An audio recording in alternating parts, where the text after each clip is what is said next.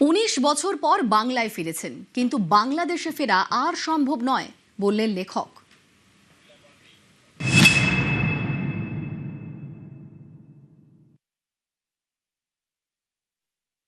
শেখ হাসিনা ফিরতে চান, তার আমি জানি না যে তার পক্ষে ফেরা সম্ভব হবে কিনা। আমি চাই যে তিনি যেন ফিরুন, দেশে যেন গণতন্ত্র টিকে থাকে, কিন্তু আমাকে তো কেউ ফেরাতে চায় না। শেখ হাসিনাও ফিরতে দেননি, খালেদা জিয়াও ফিরতে দেননি, তারপর আর যারা যারা এসেছে ক্ষমতায় তারাও তো ফিরতে দেয়নি। শেখ হাসিনার পক্ষে হয়তো ফেরা সম্ভব, আমার পক্ষে তো ফেরা সম্ভব নয়।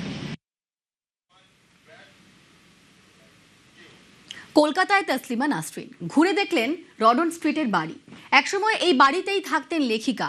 এদিন বাড়ির মালিকের ভাইয়ের সঙ্গে কথা বলেন। সেখানে উঠে আসে নানান স্মৃতি।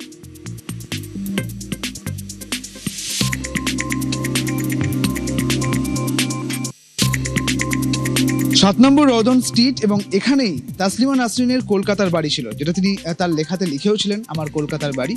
সেই বাড়িরই যিনি রয়েছেন ওনার, তার সঙ্গে কথা বলবো, প্রদীপ কুমার সেনের সঙ্গে। তিনি এলেন। নমস্কার। দেখা গেল, কি কথা হলো? এতদিন বাদে এসেছেন তো, ওর একটা emotional connect with the place. উনি থাকতেন এই সেকেন্ড ফ্লোর ফ্ল্যাটটায় থাকতেন, সো উনি এলেন, এনে শি ওয়াজ ভেরি ইমোশনাল। আর কি বললেন? কিছুই না, মানে উনি she was very happy to come back. খুব ভালো লাগলো, very cordial and very nice person, বিনয়ী, নম্র। I am very happy that she came back, because আমার মনে হয় বাঙালিদের এই ইমোশনাল কানেক্টটা খুব বেশি। তো it is not a relationship of a landlord and a tenant.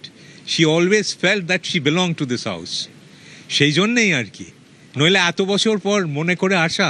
প্রদীপ কুমার সেন, তার সঙ্গে কথা বললাম। তিনি বলছেন যে একটুখানি স্মৃতিচারণার কথা হলো, তার সঙ্গে একটু কথার আদান প্রদান হলো। ক্যামেরায় বিপুলের সঙ্গে সুদীপ্ত, নিউজ 18 বাংলা, কলকাতা।